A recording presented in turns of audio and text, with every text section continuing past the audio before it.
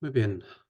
Em, Hoy nos tocan los versículos 17, 18, 16 y 17. Versículos 16 y 17 de Apocalipsis capítulo 22. Bien. Em, no son versículos aislados, evidentemente, lo sabemos. Lo que ocurre es que en nuestros estudios pues, se extienden durante mucho tiempo, muchas horas, y parece que al final puedan ser eh, que cada versículo pertenece a un día o un momento determinado, pero no, todo es un conjunto. De la misma manera que a veces secciones enteras con 4 y 5 capítulos pertenecen a la misma sección y hay que considerarlas de esta manera. Bien, antes de abordar los versículos 16 y 17, recordar un poco esta última parte. Recordad que el versículo 13 nos introduce a una visión, ¿eh? ¿Qué es lo que viene con el versículo 3? Bueno, versículos 3, no solamente versículo 13 quería decir, no solamente versículo 13, versículos 13, 14 y 15. ¿A qué nos introducen? Bueno, pues son tres versículos análogos directamente con Apocalipsis capítulo 21, de los versículos 6, 7 y 8, donde es importante estos versículos. Vuelvo a insistir, versículos 13, 14 y 15 del capítulo 22 de Apocalipsis son absolutamente análogos con Apocalipsis 21, versículos 6, 7 y 8. Y allí, en el capítulo 21, es importante notar, el último día lo dijimos, pero quiero insistir en ello, es importante notar que dice, yo soy el alfa y la omega, el principio y el fin, es decir, el alfa y la omega, el principio y el fin. ¿De acuerdo?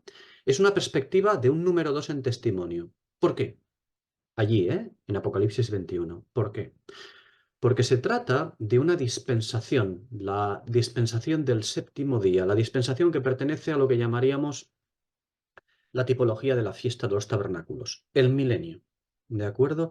Y en el milenio se actúa, el Espíritu del Señor, el testimonio de Jesucristo, deben de actuar conjuntamente para que el hombre se convierta y reciba a Cristo. No simplemente incline su cabeza ante Él, que eso es lo que ocurrirá, porque inclinar la cabeza ante Él no es suficiente. Tienen que abrir su corazón si es que quieren llegar a entrar en la ciudad, es decir, si es que quieren llegar a pertenecer al cuerpo de Cristo, allí a donde todo hombre es llamado.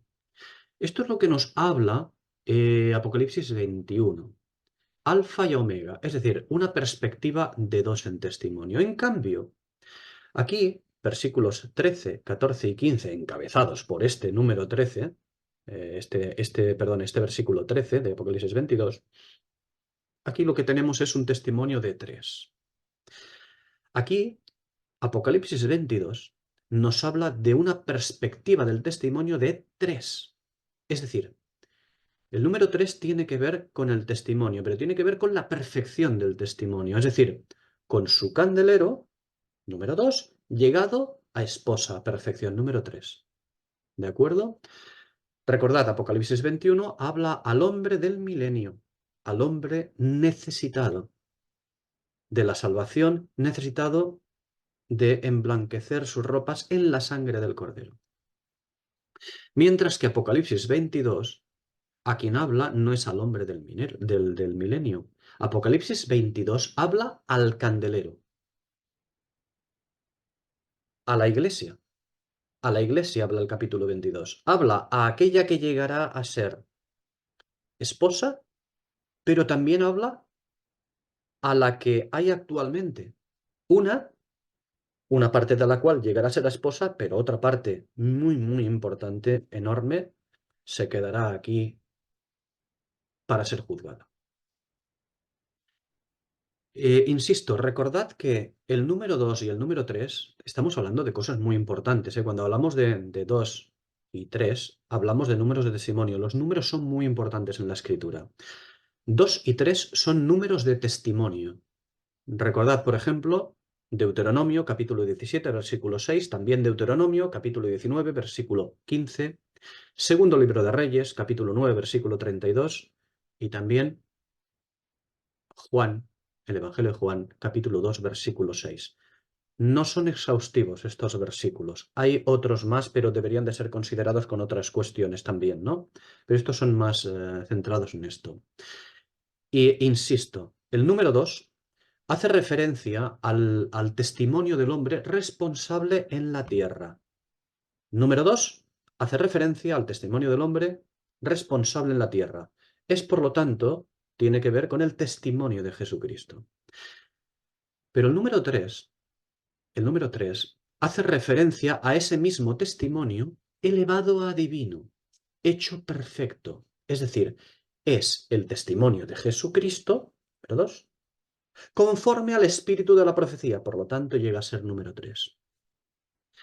Es el mismo concepto que Mateo 18:20. ¿Recordáis Mateo 18:20?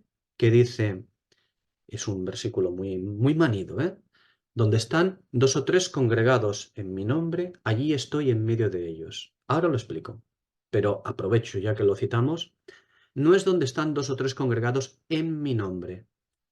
No, de ninguna manera.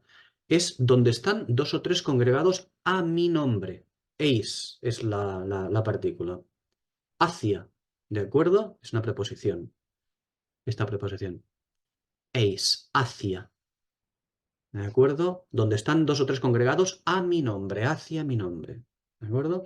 Allí estoy en medio de ellos. Donde estoy hace referencia a una expresión que seguro que habréis escuchado, que es eimi. De hecho, es la misma conjugación verbal.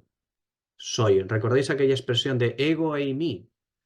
Y cuando el Señor la cita, aquellos que habían venido a buscarle caen al suelo, ¿no? Es una expresión que llenos de temor, ¿no? Yo soy. Pues esto es lo mismo que se dice aquí. Eimi, ¿de acuerdo? Es allí soy en medio de ellos. Allí estoy, pero allí soy en medio de ellos. Donde están 2 o 3 congregados a mi nombre, allí soy en medio de ellos. Como veis, esta nueva o esta interpretación o esta traducción, mejor dicho, más adecuada, cobra una fuerza especial, ¿vale? Es importante verlo. Bien, insisto, Mateo 18:20, donde están 2 o 3 congregados a mi nombre, vale. Aquí en este versículo, por eso digo que es el mismo concepto de todo lo que estamos diciendo ahora, con el testimonio de 3 o de 2, ¿vale? Aquí en Mateo 18:20 no se habla de cantidad. Yo sé que muchos se interpreta. Sí, ¿qué significa cuando preguntas esto? Te dicen, hombre, hombre, que allí donde hay 2 ya es suficiente porque está el Señor. Pero bueno, mejor si hay 3, ¿no? Bueno, eso es una absoluta estupidez. Estupidez humana. Muy, muy humana. Y muy, muy, muy carnal. Para dar esta interpretación, mejor cerrar el pico. Eso no se puede decir. ¡Ey! Es lo que nos han enseñado a decir, ¿eh? Ojo, ¿eh? Desde hace muchísimo, muchísimo. Pero no es así. Lo importante no es la cantidad, 2 o 3 personas, no, no es la cantidad. Lo importante es que aquí no se habla de cantidad, sino de testimonio. 2 o 3. La diferencia entre un testimonio de 2 o 3, ¿en qué radica? Pues radica en que puede haber un testimonio de 2 alimentándose de las hojas del árbol de la vida, ¿eh? Puede haber un testimonio de 2 que ha lavado sus ropas. Puede haber un testimonio de 2 siendo llamados, los llamados, naturalmente. Puede ser un testimonio de 2 siendo el testimonio de Jesucristo. Pero aquí no hay salvación de alma. No hay salvación de alma en sí mismo, en un testimonio de 2. Pero es algo aceptado por el Señor. El testimonio de 2 es aceptado por el Señor aquí en la tierra.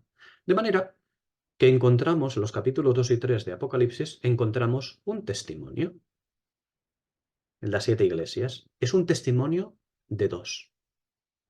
Y completo con el número 7, pero es un testimonio de 2. El testimonio terrenal en la tierra. Es decir, el testimonio del hombre responsable en la tierra. Es el testimonio de Jesucristo. Y ahora vuelvo a explicar la diferencia que radica. Testimonio de 2 se alimenta únicamente de las hojas del árbol. Testimonio de 3 se alimenta también del fruto del árbol. Del testimonio de 2 lava sus ropas. Claro que las lava. Pero el testimonio de 3 lo que hace es emblanquecerlas en la sangre del Cordero. En el testimonio de 2 podemos ser llamados. Llamados a la mesa del Señor, llamados a la congregación de los santos, llamados. Somos llamados con el testimonio de 2, claro que sí. El Señor lo pone como un testimonio válido, pero válido como testimonio, no como salvación aplicada. Por lo tanto, el testimonio de 2 tiene que ver con los llamados, claro que sí, con la congregación de los llamados. Pero el testimonio del 3 ya no tiene que ver con los llamados, tiene que ver con los escogidos y fieles. El testimonio de 2, como decía antes, únicamente es el testimonio de Jesucristo. Los que pertenecemos, los que somos el testimonio de Jesucristo. Ese es un testimonio de 2. Pero para llegar a ser un testimonio de 3, es que el testimonio de Jesucristo llegue a ser uno con el espíritu de la profecía. Y eso ya sí es testimonio de 3, conforme a Apocalipsis 22:13. Es importante verlo así, porque si no, no interpretaremos jamás correctamente la Escritura. Y cuando vemos allí donde están 2 o 3 reunidos en mi nombre, ¿cómo? ¿2 o 3? ¿Cantidad? No, no es cantidad. Son números de testimonio. Nuestros ojos tienen que ver con el color espiritual, no con el color de la carne, del número, de tal. No, no. Lo que significan. Bien.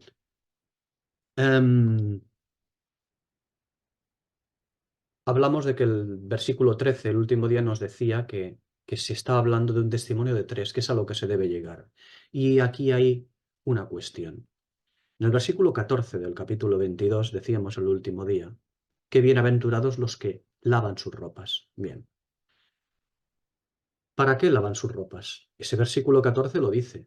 Lavan sus ropas para poder tener acceso al madero de la vida y para entrar por las puertas de la ciudad. Pero lavar las ropas no te hacen entrar a la ciudad. Te hacen poder tener acceso a ese madero. Pero no es el mismo madero lavar las ropas. Si no, sería innecesario que este versículo lo explicase así.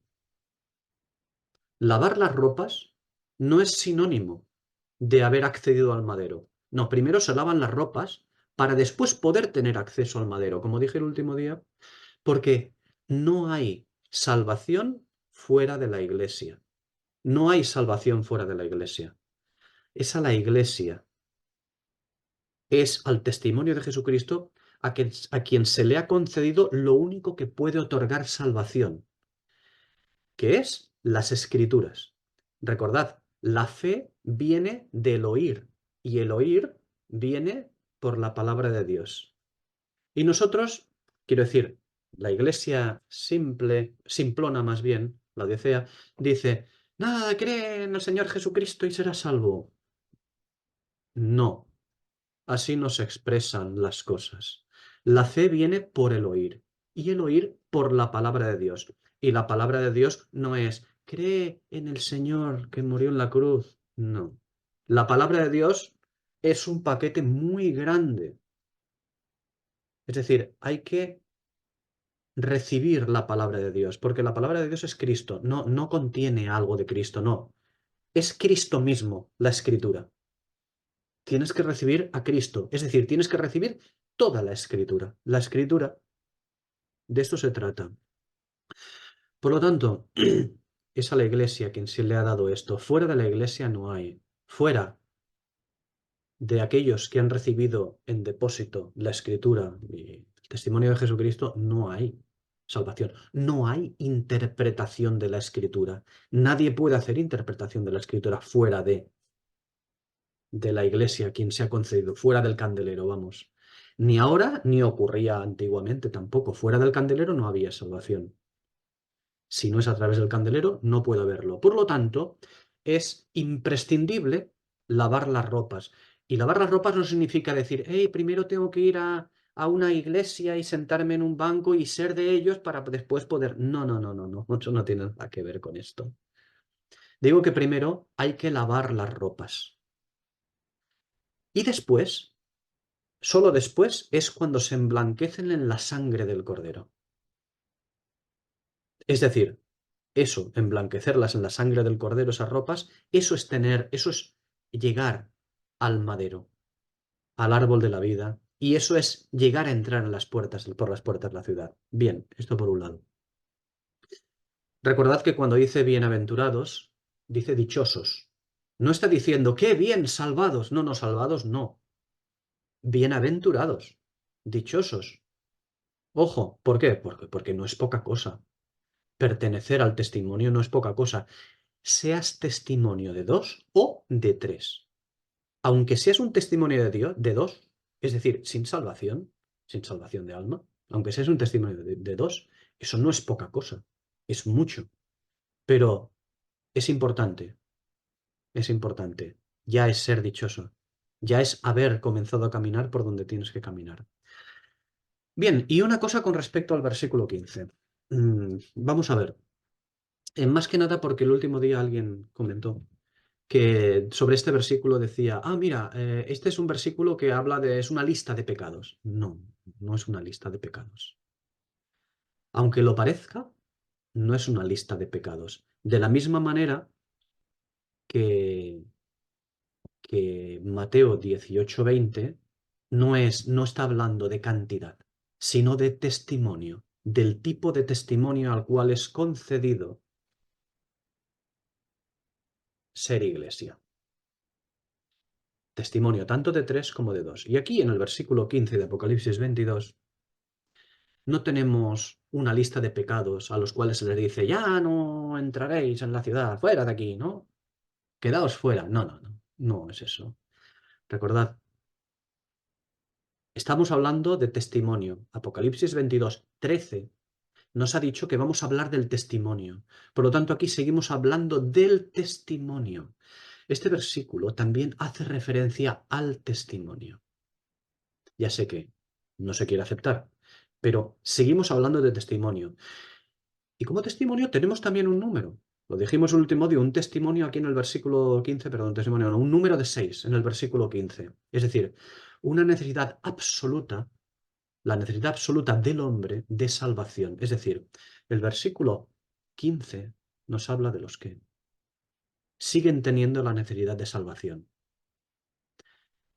Y alguien dirá, bueno, pero dices que sigue hablando del testimonio. Sí, sigue hablando del candelero, sigue hablando de la iglesia. Hombre, alguien dirá, pero no, hombre, aquí el versículo 15 no puede hablar de la gente de la iglesia. ¿Cómo que no? ¿Cómo que no? Ya hemos hablado de la expresión perros. El último día lo hablamos ampliamente. Ya hemos dejado claro que se puede ser perrillo o se puede llegar a perro, como ocurrió con Ananías y Safira y otros. Y alguien dirá, es que no eran iglesia. Sí lo eran. Naturalmente que eran iglesia. Igual que Tiatira. Igual que Sardis. Igual que aquella que dice que tiene nombre de que vive pero está muerta. Es considerada iglesia. Ojo, ¿eh?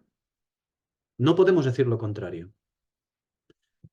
Hechiceros, hechicerías. Hemos visto Apocalipsis 17 y Apocalipsis 18, que se nos habla de las hechicerías, de la hechicera. ¿Quién es la hechicera? ¿Quién es la que ha fornicado con todos los reyes de la tierra? Es decir, y sigue fornicando, ¿eh?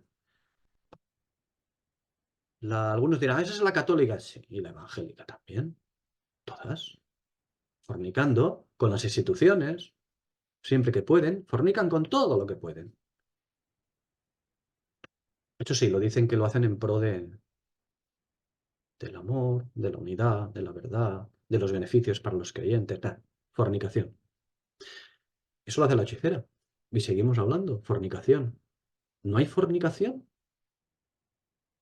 en la iglesia? Es lo que hemos visto durante todos estos capítulos. ¿Y homicidio? ¿No hay homicidio en la iglesia? ¿Quién puede decir que no hay homicidio? Claro, si uno dice, no es que homicidio significa matar a otro. Bueno, mirad, cualquiera que adultere, perdón, cualquiera que mire a una mujer para codiciarla ya adulteró con ella en su corazón. Y cualquiera que llame Raca a su hermano es culpable de homicidio, dice la Escritura. ¿Cómo que no hay homicidios? ¿Cómo que no hay homicidio? No matamos a los demás, igual que le matan en la política, igual que matan en la sociedad, o en las reuniones de vecinos, o en el colegio. ¿No se matan a los demás de una manera u otra? No hablo de físicamente, me refiero a matarlos de una manera u otra. Sí, se sigue haciendo. Hay homicidio, naturalmente. ¿E idolatría? Bueno, de esto ya prefiero ya ni hablar, porque está llenita a rebosar de idolatría.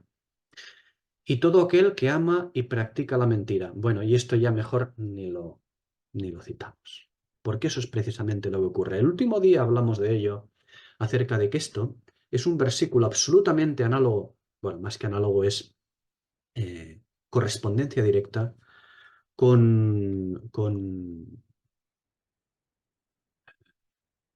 un versículo, con unos versículos a Timoteo. Correspondencia directa. Y sigue hablando a la iglesia. Nos sigue hablando la iglesia.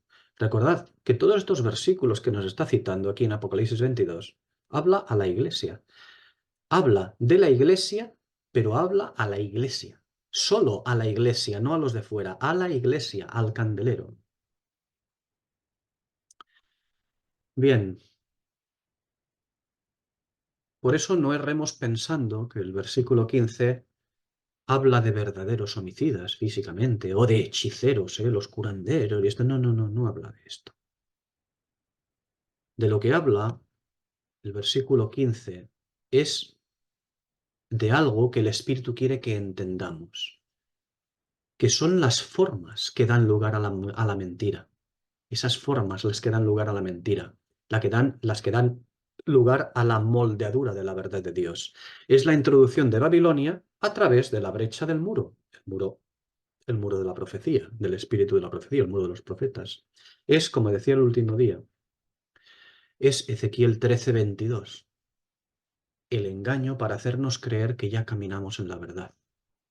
Son las cintas y los velos mágicos que dice allí, que tienen sus poderes mágicos, a los cuales hoy en día se les llama dones de Dios. Porque sí, hoy en día, todavía, en la iglesia en general, se piensa que un don de Dios es como una especie de poder mágico que nos otorga un demiurgo. ¿De acuerdo? Recordad que la expresión demiurgo tiene que ver, si lo habéis leído, tiene que ver con un Dios creador, pero también con un mago, ¿vale? Con un mago, ¿eh? Y ya no sé a veces si se le considera a Dios como el Dios creador, todopoderoso, o como una especie de mago supremo que otorga polvo de hadas para que nosotros hagamos. No. Y esto me disgusta muchísimo, ¿no?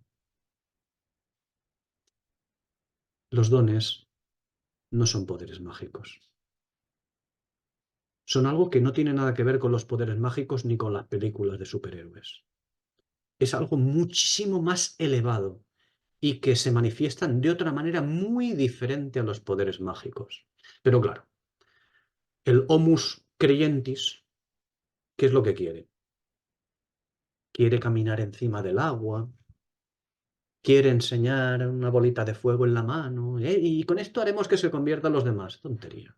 ¿No somos capaces de ver en la escritura lo que significan estas cosas? Eso no son los dones de Dios.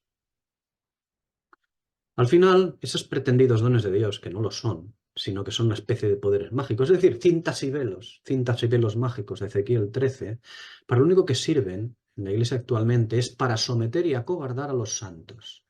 Son las falsas profecías y los falsos dones que hacen que las almas sean cazadas y siempre estén adormiladas, ¿eh? Algo de lo que nos habla Ezequiel 13. Bien, vamos a ver, a seguir viendo los versículos que tenemos a continuación, versículos 16 y 17. Dice así: Yo, Jesús, he enviado mi ángel para daros testimonio de estas cosas en las iglesias. Antes de continuar, permitidme cambiar esto, ¿eh? La traducción, una vez más. Yo, Jesús, he enviado mi ángel para daros testimonio de estas cosas sobre las iglesias, encima de las iglesias, no en las iglesias. ¿Veis qué diferencia de fuerza tiene el versículo? Para daros testimonio de estas cosas en las iglesias, para hablarles a las iglesias. No, no, no. Para daros testimonio de estas cosas sobre las iglesias. qué diferencia de fuerza de esta expresión, ¿de acuerdo? Muy diferente. Y continúa diciendo el versículo 16, yo soy la raíz y el linaje de David, la estrella resplandeciente de la mañana. Y ahora el 17, y el espíritu y la esposa dicen, ven. Y el que oye diga, ven. Y el que tiene sed, venga. Y el que quiera, tome del agua de la vida gratuitamente. La cita, esta cita, la cita explícita, cuando dice he enviado a mi ángel, la cita explícita del ángel tiene importancia. Una vez más, es una llamada a que veamos la acción del ministerio profético, es decir, que nos vuelve, aquí el Señor nos vuelve a recordar la imprescindible acción de este ministerio en el tiempo presente. Ahora, recordad que estos versículos, todos estos versículos nos está hablando desde a partir del versículo 6, nos vuelve a trasladar al tiempo presente, al tiempo de la indignación profética, ¿de acuerdo? Al tiempo presente. Nos está hablando de ahora. Por lo tanto, la aparición, una vez más, la cita del ángel, indica que hay una acción imprescindible de este ministerio en este tiempo. El tiempo de las iglesias de Apocalipsis 2 y 3 es nuestro tiempo. Un ministerio, por cierto, el ministerio profético, de la profecía, el espíritu de la profecía, un ministerio que debemos escuchar atentamente y discernir. ¿Para qué? Pues para poder llegar a ser la esposa en el espíritu, no simplemente para lavar las ropas, sino para poder llegar a ser la esposa. Debemos discernir este ministerio. Es el testimonio de Jesús conforme al espíritu de la profecía. ¿Por qué? Pues porque es el único modo que el Señor extraiga un remanente de entre la iglesia. Que hagamos esto, escuchar atentamente y discernirlo, porque es la única manera que el Señor extraiga un remanente de entre la iglesia. O al menos que podamos llegar a ser nosotros, ¿no?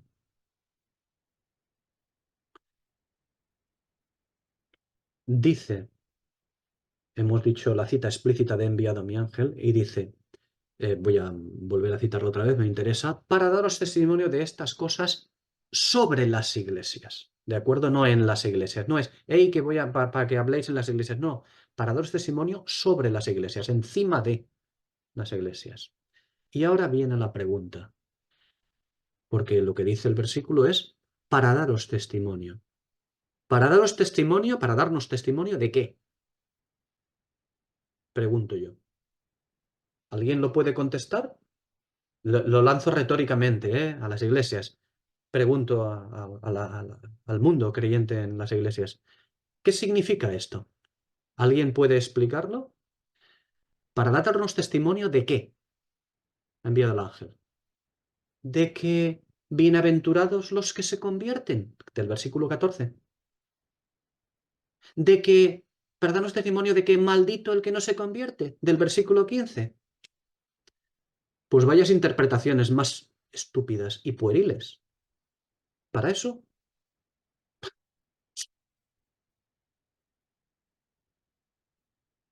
perdón, interpretaciones estúpidas y pueriles.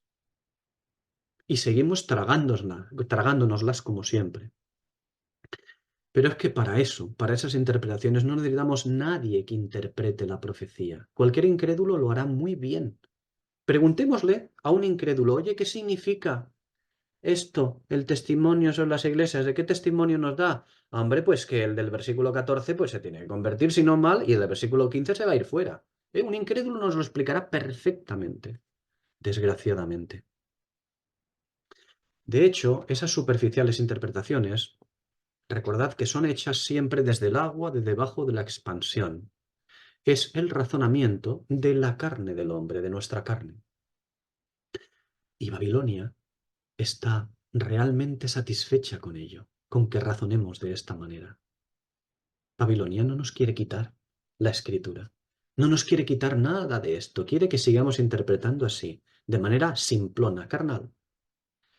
Yo lo sé, que escucháis y decís, jolín, pero es que yo he interpretado así. Claro, es normal. Y yo también, pero si es que es normal. Es lo que vienen enseñándonos desde hace muchísimo.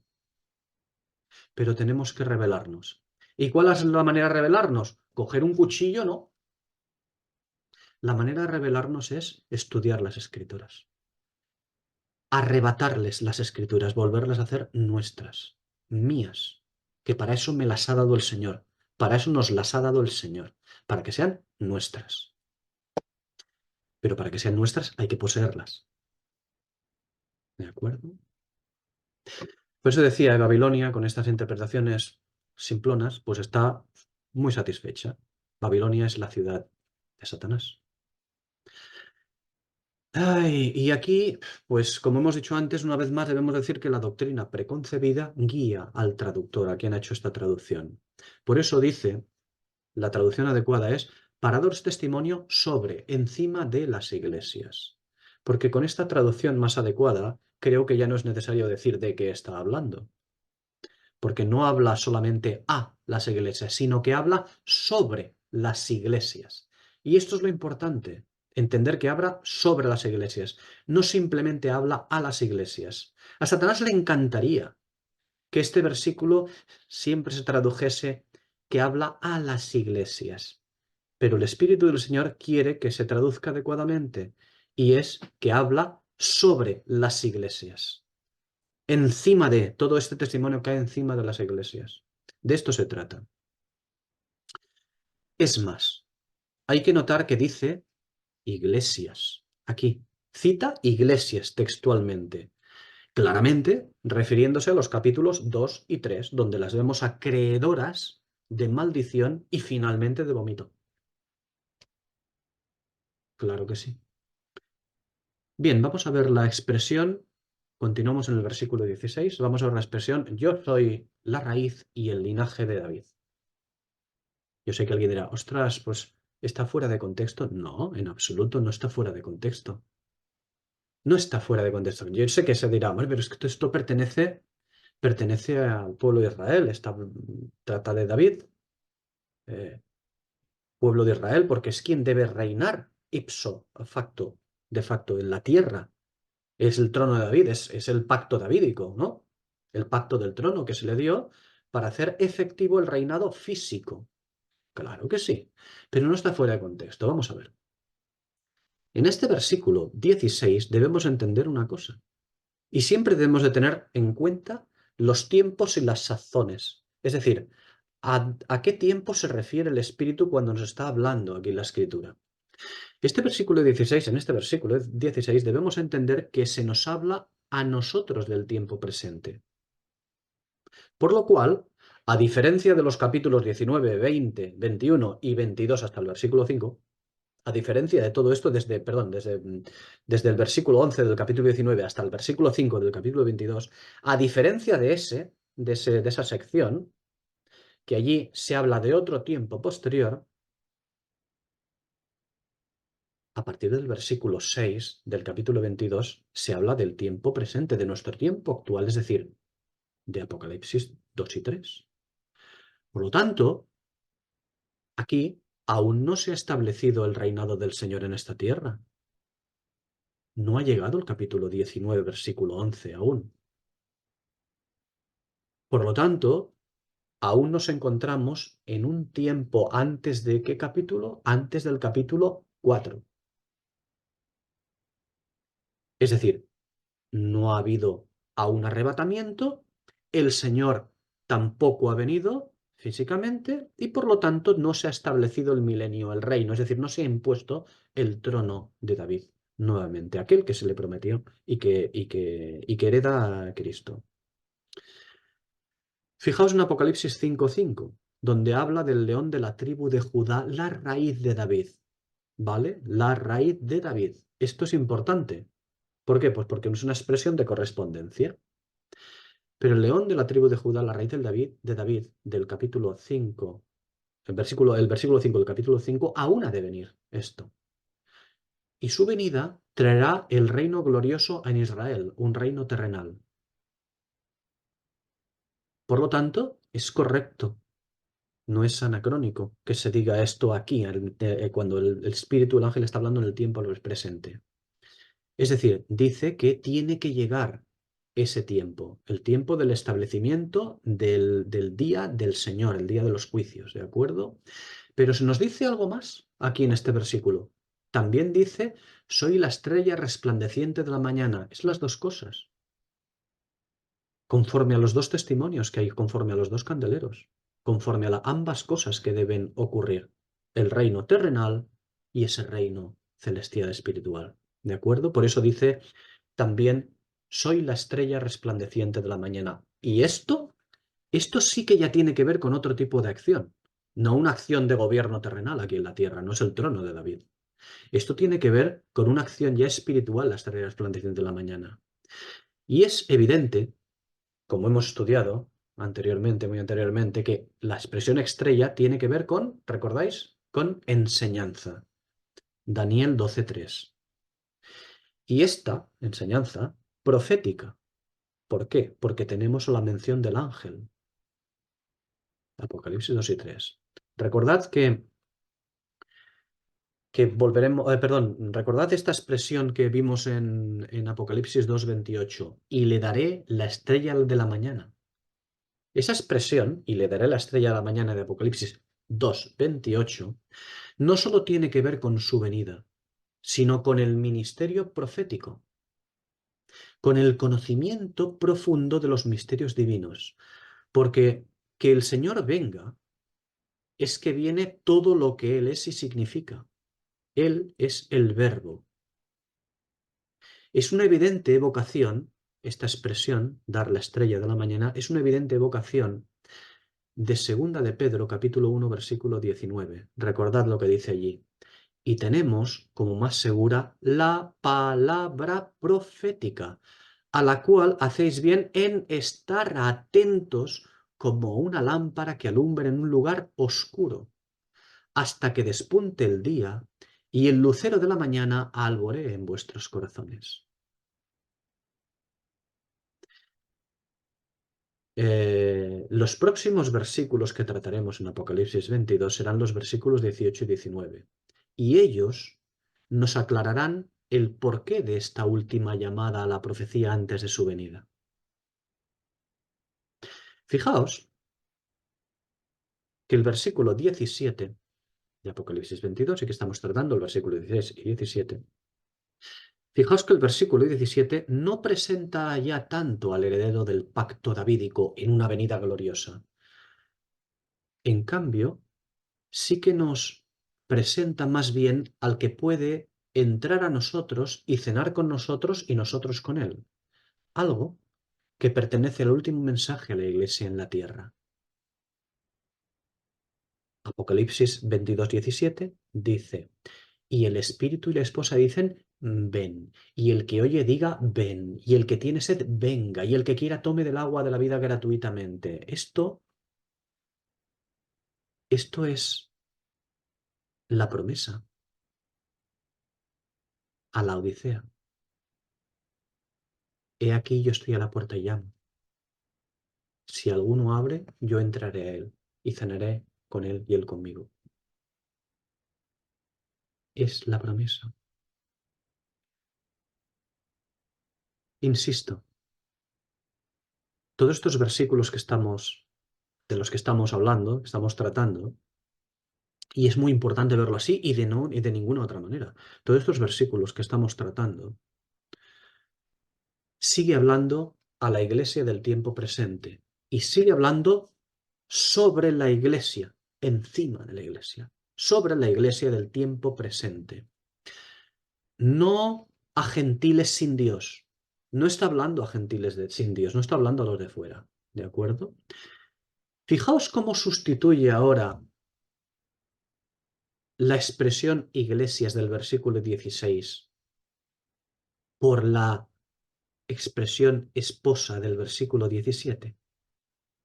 ¿Verdad? El espíritu y la esposa dicen ven. Es el testimonio conforme al espíritu que llama. Son los espíritus de los profetas que llaman. aquellos que han conocido la verdad de Dios y que llaman adentro de la iglesia para humillación y búsqueda de la verdad de Dios y su Cristo. ¿Para qué? Para extraer el remanente. El versículo 17 no es una llamada a la simple venida del Señor. La contiene, pero además contiene una llamada a la iglesia. A la iglesia, es una llamada a la iglesia, no a los de fuera. Olvidémonos que habla de los de fuera, porque no habla a los de fuera. Habla sobre la iglesia, exclusivamente. Habla a la iglesia, es una llamada a los de dentro de la iglesia. Es una llamada a los del testimonio de dos para que se conviertan en un testimonio de tres. ¿De acuerdo?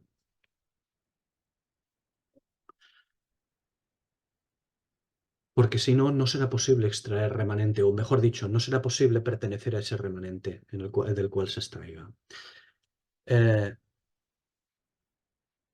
Decía que no es una simple, el versículo 17 no es una simple llamada a la venida del Señor. Digo que la contiene, pero además contiene una llamada a la iglesia. El versículo 16 habla de ambas cosas. Dos tipos de venida del Señor. El versículo 16 habla de dos tipos de venida del Señor. La venida en gloria y el arrebatamiento. Y este versículo 17 también habla de dos tipos de venida. No estrictamente las mismas, pero habla de dos tipos de venidas. Llama al Señor a venir y llama a ir al Señor. ¿De acuerdo? Llama al Señor a venir y nos llama a nosotros a ir al Señor. Es decir, llama a la iglesia, al testimonio de dos, llama a ir al Señor. ¿De acuerdo? Ambas cosas. Decía antes, Apocalipsis 3, versículo 20, estoy a la puerta y llamo. Si alguno oye mi voz y abre la puerta, entraré a él y cenaré con él y él conmigo, ¿de acuerdo? Decía antes que es lo mismo, exactamente. Es la misma correspondencia. Si eso ocurre, ocurrirán ambas cosas. Es una llamada al Señor y una llamada a ir al Señor. Ambas cosas. La venida gloriosa del Señor a tomar lo que es suyo ya la hemos tratado ampliamente en capítulos precedentes. La venida del Señor para los que tienen vocación o heredad terrenal no es lo mismo que para la de vocación celestial, aun siendo la misma venida, aun siendo venida de Cristo, ¿de acuerdo? Por eso la llamada ven es bidireccional. Porque ven, la expresión ven del versículo 17, es una evidente llamada dirigida al Señor, pero su connotación no es de ven a tomar tu trono en el mundo, simplemente, no, no. Su connotación es de ven a morar en el que llama. De manera que la segunda parte del versículo 17, ese ven dirigido al Señor, se transforma en ven al que debe pasar de la iglesia a la esposa, del número 2 al número 3, ¿de acuerdo? Del testimonio de Jesucristo, el espíritu de la profecía, de lavar sus ropas a emblanquecerlas a la sangre del Cordero. Esto es muy importante. De tomar y alimentarse de las hojas del árbol de la vida, del madero de la vida, a pasar a alimentarse del fruto del madero de la vida. Hay una diferencia importante. Es importante entender que estos versículos hablan de la iglesia y a la iglesia, única y exclusivamente. Todos estos versículos, todo el capítulo 22, incluido el versículo 15, incluido el versículo 15, donde se habla de hechiceros, mentirosos, etcétera, etcétera, etcétera. El agua de la vida, que cita aquí, es una clara referencia a la verdad de Dios. Recordad, eso es lo que debemos hacer, recordar que el agua siempre nos habla de enseñanza. El agua siempre nos habla de enseñanza. Y aquí el agua de la vida es el agua de la palabra, ¿de acuerdo? Efesios 5:26. Todo tiene que ver con el conocimiento de Dios para recibir vida, zao, para recibir zao, vida. Todo tiene que ver con el agua. Todo tiene que ver con la profecía, con el agua de encima de la expansión. Algo que veremos en los dos próximos versículos, versículos 18 y 19, muy importantes también. Es importante el agua. Sin el agua no tenemos alimento, no somos nada. Sin agua no hay Cristo, porque Cristo es el agua. Cristo es el verdadero alimento. A Cristo hay que comerlo y hay que beberlo. Si no, no podemos tener vida en nosotros. No podemos tener Zao. El agua es esencial y lo veremos en los dos próximos versículos. Los veremos el próximo día, si el Señor quiere.